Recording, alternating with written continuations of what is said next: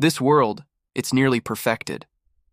My stand made in heaven has accelerated time to its absolute limit.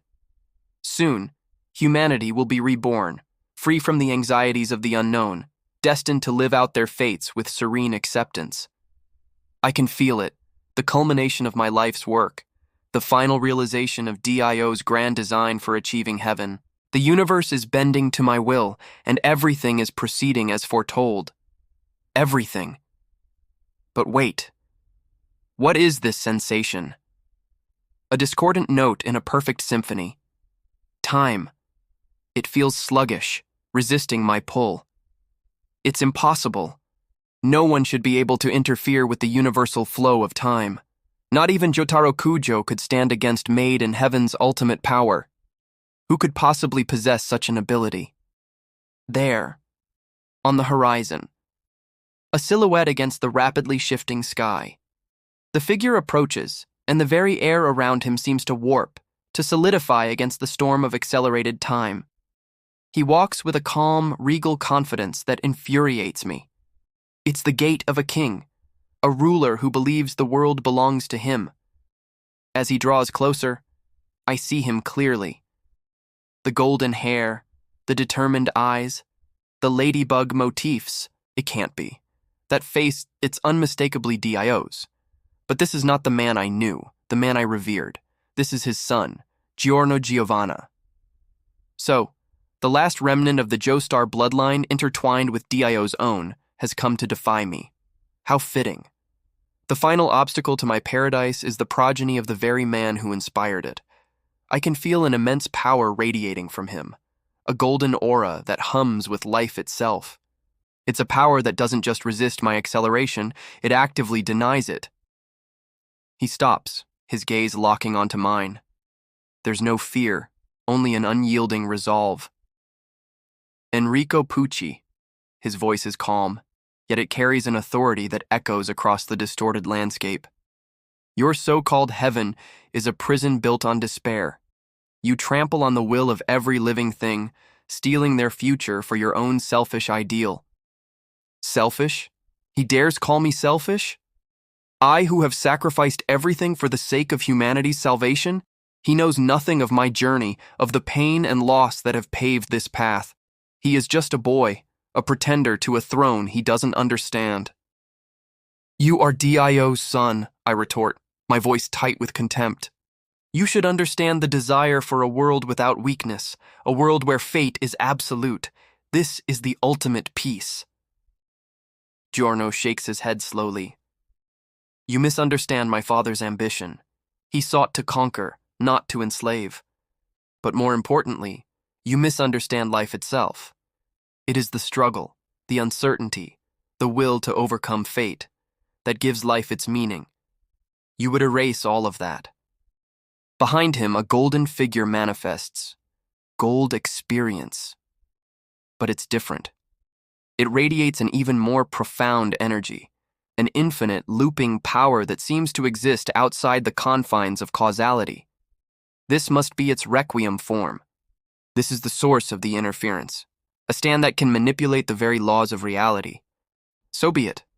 My maid in heaven is the master of time and destiny. It is the ultimate stand, the key to God's kingdom. A mere requiem, no matter how powerful, cannot defy the inevitable flow of the new universe. I will erase him and his flawed ideals from existence. I dash forward, a blur in the accelerated world. To any normal observer, I would be invisible, an untouchable god of speed. I swing my arm, aiming to cleave him in two. But as my hand approaches, time seems to stop. Not for the universe, but just for me. My incredible speed becomes meaningless. Gold Experience Requiem's fist connects with my chest, not with overwhelming force, but with a strange, reverberating energy. I am thrown backward, but something is wrong. The impact. It doesn't end. I feel the sensation of the punch repeating over and over, an infinite echo within my own consciousness. I try to move, to activate Maid in Heaven, but my actions are nullified before they even begin. It's as if my will itself is being undone. What is this? I gasp, clutching my chest. This is Gold Experience Requiem, Giorno states, his expression unchanged. Its ability is to return any action and any will to act to the state of zero. Everything you try to do will be rendered completely and utterly pointless. To zero? Pointless? No. No. My destiny. My heaven. It was right there. I could feel it. I saw the new world. It was perfect. He can't do this. He can't take it away from me. I try to move again, to speak, to even think of a counterattack, but every attempt is reset. I am trapped in a loop of inaction. The universe I had molded is slipping away, time slowly returning to its normal pace around us, leaving me frozen in this bubble of nullification. The sky, which had been a stream of light, resolves back into a familiar blue. The world I sought to erase is returning.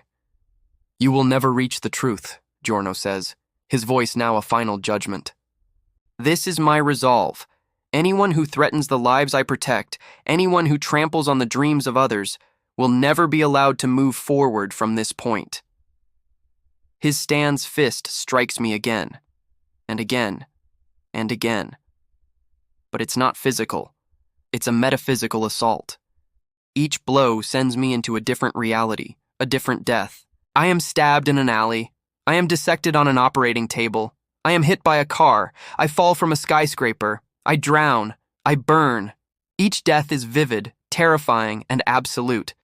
And just as I feel the finality of my end, I am ripped away and thrust into another, and another, an endless cycle of death.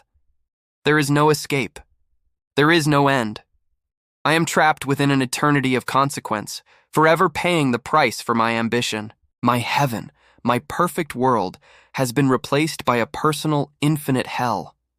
And the last thing I see, repeated for all eternity, is the cold, unwavering eyes of Dio's son, the golden emperor who has passed judgment.